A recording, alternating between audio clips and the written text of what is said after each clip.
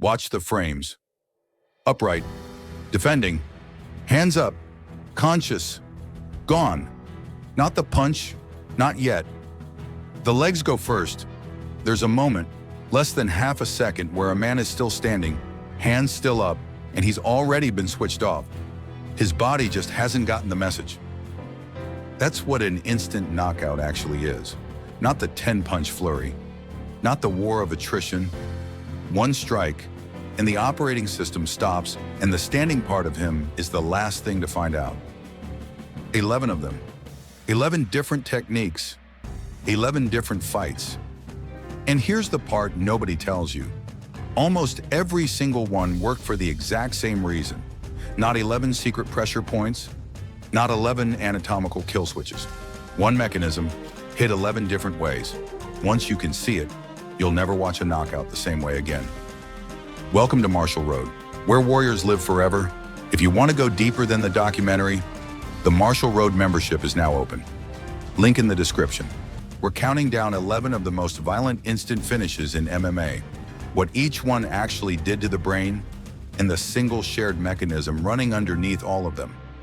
Number 1 isn't the hardest strike on this list. It's the one where the fighter was unconscious. Before the strike everyone remembers even landed. Stay to the end for that.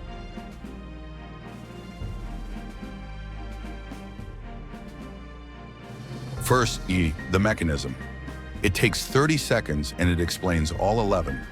Your brain floats inside your skull. Hit the skull hard enough at an angle, and the skull rotates while the brain lags behind. That difference tears at the tissue, and the strain concentrates down at the brainstem, where the system that keeps you conscious lives. Rotation is the key word.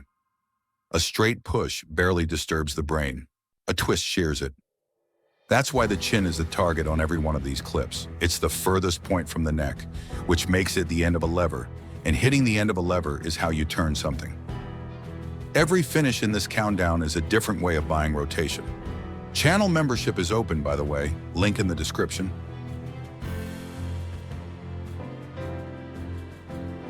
Number 11, Kyle Kingsbury against Ricardo Romero on the UFC 126 card in February 2011. 21 seconds, and Romero never got into the fight at all. It's here at 11 because it's the plainest version of the whole video. No spinning, no flying, no highlight reel geometry. Just clean punching that arrived before the other man's defensive habits had switched on. Most instant knockouts aren't exotic. They're early. Number 10, Duane Ludwig against Jonathan Goulet, January 2006. 6 seconds. 6. From the moment the referee said go. And that record stood for 13 years, through the entire modern era of the sport, until a man you'll meet at number 1 broke it by a single second. What both of them share is the thing the hook told you about. Neither loser was braced. The first exchange of a fight is the most dangerous exchange of a fight, because nobody's nervous system has calibrated yet. Number 9 had 1 second left on the clock. It was already going to the judges. Number 9, Max Holloway against Chan Sung-young, the Korean Zombie, in 2019. The fight was decided. The scorecards were written in everyone's head, and in the final seconds, Holloway landed the sequence that ended it, with almost nothing left on the clock.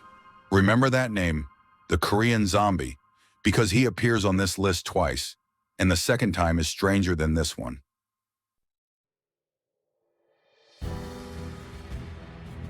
Number 8, Joaquin Buckley against Impa Kasanganay, October 2020. Buckley throws a kick. Kasanganay catches it and holds the leg, which is the moment every coach tells you the exchange is over, and you're about to be taken down. Instead, with one leg still trapped in another man's arms, Buckley pivots on the leg he's standing on and throws a spinning back kick into Kasanganay's head. It's often called the knockout of the decade, and mechanically it's a perfect illustration of the thesis. A spinning strike delivers enormous rotational force. Kasanganay was holding the leg, which meant he couldn't move his head away from it.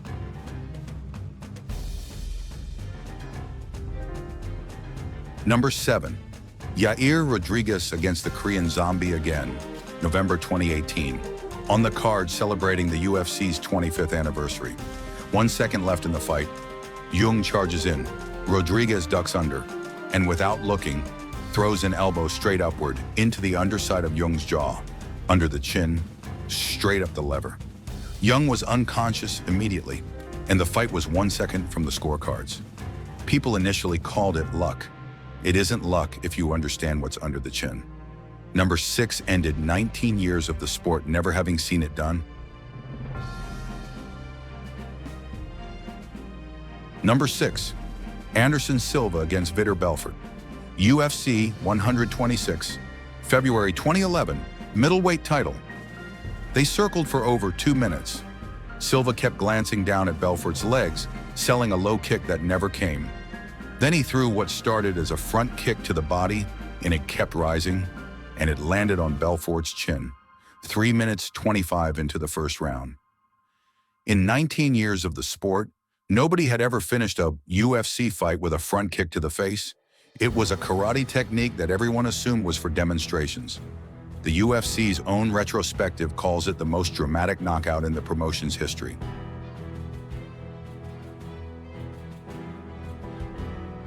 Number 5, Francis Ngannou against Alistair Overeem, UFC 218, December 2017. 1 minute 42 into the first round, Ngannou landed a left uppercut, and the reporting on it is consistent. Overeem was unconscious before he hit the ground. Ngannou at that time was measuring some of the hardest punches ever recorded. And notice where it landed. Not the forehead, not the body, upward into the point of the chin, which rotates the head backward and up. Even the most powerful striker in the sport's history was still buying the same thing everyone else on this list is buying.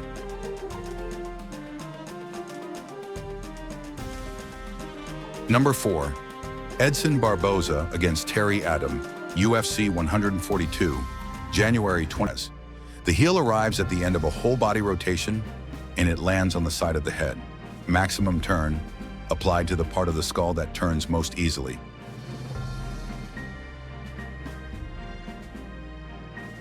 Number 3, Holly Holm against Ronda Rousey, UFC 193, November 2015. Rousey had finished her previous 3 opponents in a combined 64 seconds. She was considered close to unbeatable. Holm outboxed her for a round, and in the second round put a head kick through her guard. That left her unconscious on the canvas. Holm later said she had visualized that kick and deliberately didn't force it. She waited for the opening, and when it came, she took it. That's the part we're sitting with, because a head kick is the same physics as everything else here. The difference between it landing and missing is timing, not power. Before the top 2, 30 seconds. Channel membership is now open. 2 tiers. The inner circle gives you exclusive loyalty badges, custom emoji and comments, member shoutouts, and members-only shorts. The War Council, for the serious warriors. Everything in the inner circle, plus exclusive 24 to 48-hour early access before public release, members-only voting polls for videos to cover, and priority comment replies. Link in the description. Now, the 2 fastest finishes in the sport.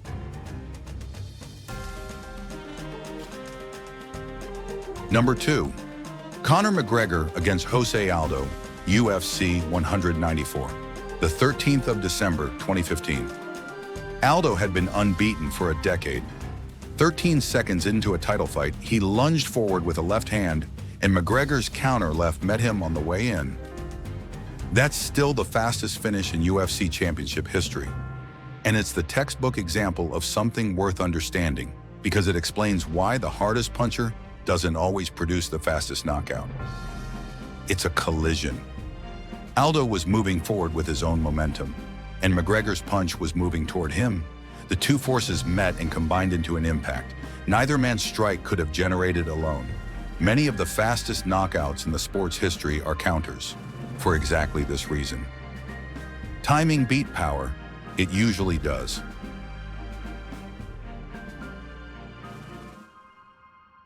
Number 1, Jorge Masvidal against Ben Askren, UFC 239, T-Mobile Arena, Las Vegas, the 6th of July 2019. Askren was undefeated. The bell went, and Masvidal ran across the octagon and threw a flying knee as Askren ducked his head to shoot for the takedown. 5 seconds. It is the fastest knockout in UFC history, and Guinness lists it as such. But here's the reason it's number one, and it's the thing I promised you at the start. Watch what the reporting says happened. Askren stiffened up before dropping to the canvas. He was unconscious on impact with the ground. And then Masvidal landed several more unblocked punches before the referee could pull him off. Those follow-up punches are in every highlight reel of this fight. They're the images people share. And they landed on a man who was already gone. The knee had already ended it, in the air before Askren's body arrived on the mat. That's the whole video in one clip. The finish everyone remembers wasn't the finish. It happened a half-second earlier, and the rest was a body that hadn't been told yet. So now look at all 11 together.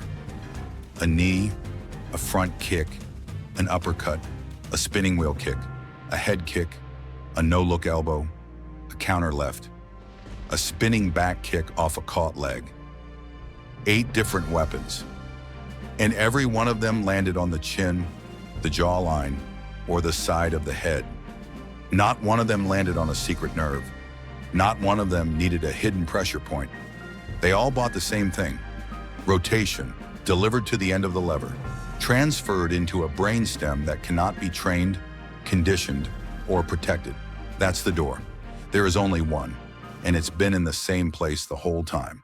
One last thing, because this list is entertainment and the price of it isn't. Every man on the losing side of these 11 clips took a real brain injury in front of a live audience. Askren spent several minutes on the canvas and left the arena needing help from his team.